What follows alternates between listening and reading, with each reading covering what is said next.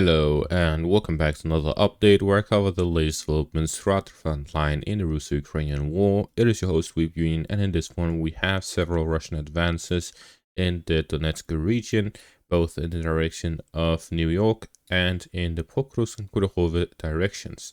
There is reports of a Ukrainian counterattack in the Kursk region, initiated with the Ukrainian 47th Mechanized Brigade and their Abrams tanks, confirming their withdrawal and rotation to the Kursk region from the Pokrovsk direction. Now, going back to the Pokrovsk direction, we start out in the direction of Katerinivka and Bohyavlenka, capturing some fortified positions in between Vodiana and Katerinivka in the direction of Bohyavlenka, and expanding their front line south of Katerinivka. Moving further north towards Maximilianivka, the Russians are advancing closer towards Kurakhove by capturing the Dacha area here to the north of the fortified positions, partially advancing through it, following the capture of Maximilianivka. Further north in the direction of Hirnyk, the Russians have managed to cross over the river in multiple areas, capturing all of the fortified positions of the Ukrainians northeast and east of the settlement, capturing the road connecting Suryane with the north of Hirnyk. With this, the Russians have expanded the front line significantly in the direction of the settlement. In the northern flank of Selydove, the Russians have advanced both in the direction of the settlement, gaining a foothold in the northern outskirts of Selydove, and reaching within a very close distance of the final road in and out of Selydove, with this small arms fire within the range of the road in and out of the settlement, and the encirclement of Selydove has tightened significantly with this advance.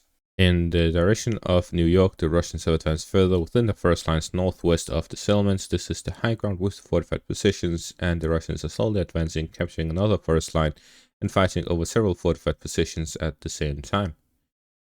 With this, we see that the Russians are advancing continuously through the Donetsk region. This is only parts of the advances that happened yesterday, considering that I made several videos on it. Now, moving on to the Kursk direction, we see that there are reports of the Ukrainian 47th Mechanized Brigade launching a counterattack. With this geolocated footage, we see that the Ukrainians launched a raid towards Novoivanovka with Abrams and Bradley infantry fighting vehicles and tanks. So with this, we see that there is fighting within Novoivanovka with the use of the 47th Mechanized Brigade. However, the footage we get is very limited and not very telling. What we see is a Bradley and Abrams tanks shooting at some buildings, and that's it. The video ends there. There's no footage of a landing of troops. There's no footage of Russian infantry either. So we do not have any timeline for when this attack took place, and there's no evidence that the Ukrainians have dropped off infantry, so I'll simply leave the area in a gray zone until it is further clarified. Returning to the southern section of the front line, we see here in the direction of Bohyavlenka and Yelisavetivka, here west of Katerinivka, the Russians have made this advance here along the fortified positions and forest lines in between these settlements. Now, if we take a look closer by, we see that there is this river line here, the Slutka River, which moves in between Katerinivka and Bohyavlenka, this one that goes right here. And then there's an additional one, the Sukhy Yeli River, which goes here in between Ilinka and Yelisavetivka. So we see that there is no direct crossing between the two sides if they go directly from Katerinivka in the east and Yelisavetivka in the west. This is why we're seeing that the Russians are advancing here further below, in between Katerinivka and Yelisavetivka, to avoid the river line, gaining control of the fortified positions and advancing in this direction. We do also, however, see that the fortified positions of the Ukrainians here by Bohyavlenka are all located in this direction, so we see that the Russians are doing a combined strike towards the fortified position, going from one place to another, combining strikes from multiple directions as they continuously launch attacks towards the fortified positions towards Bohyavlenka, at the same time as they advance in the direction of Yelisavetivka here in the northwestern direction. So it will be a combined strike along the forest lines and forest patches south of the settlement, at the same time as they attack the fortified positions of the Ukrainians by Bohyavlenka and advance in these two directions. Moving further north in the direction of Maximilianivka, we see here as well there is an assault from Maximilianivka towards Kurakhove. Take a look at the situation here. We see that there's the fortified position in the Ukrainian rear overlooking the Dacha area in between Maximilianivka and Kurakhove. Then there is the fortified lines here in the northwestern direction, which covers the main road, the main highway between Marinka and Kurakhove. It also covers the first lines ahead of Maximilianivka in between that and Kurakhove. So with this, we see that the Russians are trying to avoid this defensive line entirely by moving along the Dacha area. This will allow them to take advantage of this side view, where we see that it significantly limits the effectiveness of these fortified positions, if the Russians can make use of these first lines to advance through towards the fortified positions from the side. The Ukrainian fortified positions here to the east covers that weakness. Therefore, the Russians would likely look to fight over these fortified positions first, gain control over those, then moving along the first lines to cover the rear and advancing from the side of these fortified positions in their weakest point. So we see that the Russians will focus on the southern parts, where they will do this as a first pass, gain control of the fortified positions, then moving on to the frontline positions, gain control over those as well, and then slowly moving along the fortified positions, similar to what they did in the south of Novohorodivka, where we see that the Russians gained a foothold in the fortified positions here by Mykolaiivka and then moved along it all the way through Selydove down south towards Ukrainsk, and this allowed them to quickly and securely capture the entirety of the fortified lines with hardly any resistance from the Ukrainians.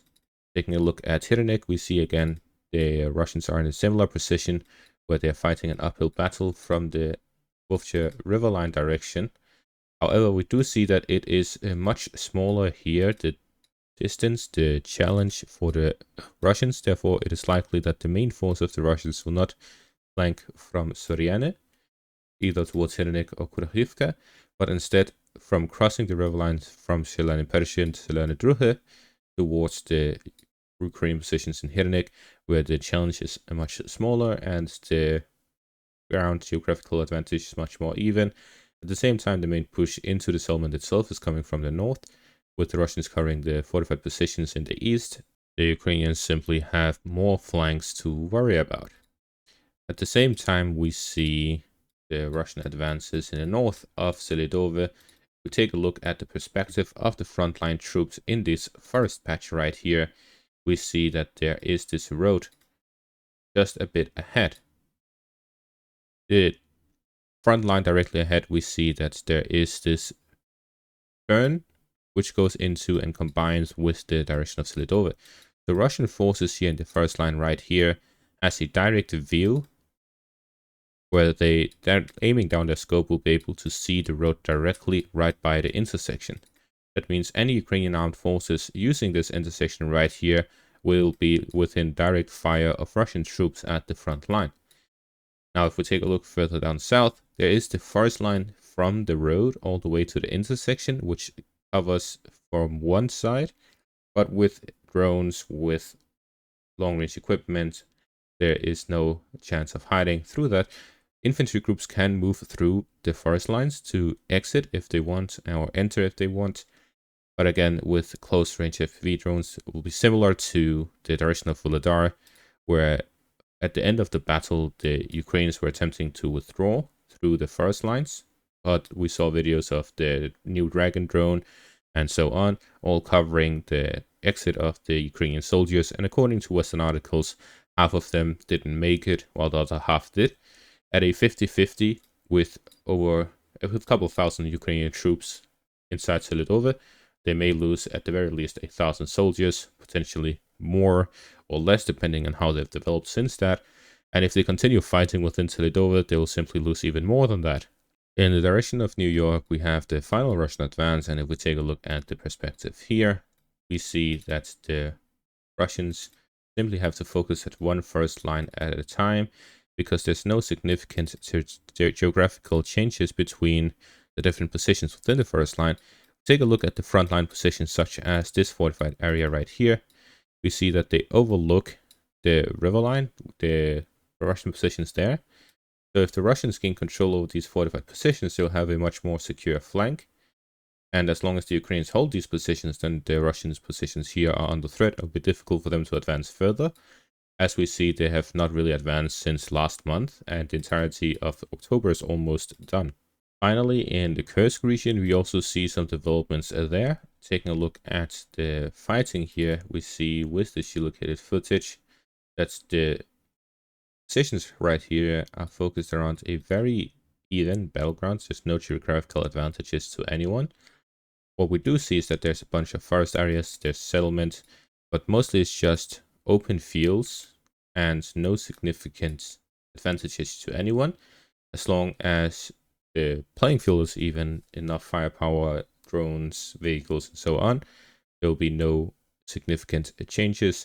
But what we do see is that the Russians took care of some gaps in the Ukrainian defenses. Now that the Ukrainians have sent additional reinforcements, it will return to being much more even. In general, now that the 17th Tank Brigade and 47th Mechanized Brigade have turned to Kursk, the front line will stabilize once again until the Russians launch their next counteroffensive in this direction. Other than that, there'll be more positional fighting here and there, and the Russians will look to slowly advance towards bottlenecks in the Ukrainian defenses in this direction.